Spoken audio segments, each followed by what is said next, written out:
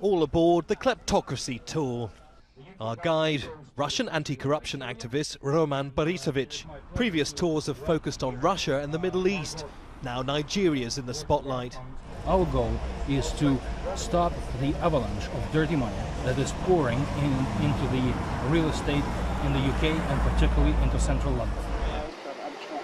Organisers of this tour claim that London is at the heart of international money laundering, a place to easily hide and spend astronomical sums of cash.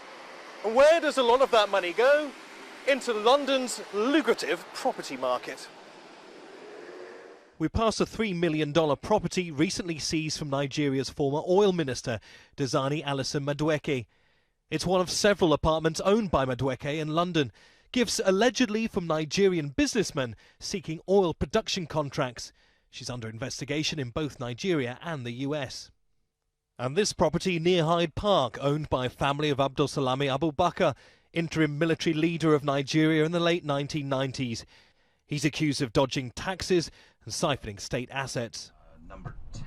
Many of the properties we pass are owned by high-profile political and business figures who struggle to explain their wealth. Most allegedly bought via shell companies based in offshore British tax havens. The more layered the financial setup, the harder it is to trace exactly where the money comes from. There are 40,000 land titles in London that are owned by companies based in secrecy jurisdictions. So that means when they bought those land titles, they didn't even have to tell the land registry who they really were. So the land registry doesn't know, the police doesn't know, the local residents don't know, and that makes it really easy for corrupt individuals to steal money abroad and park it in the UK.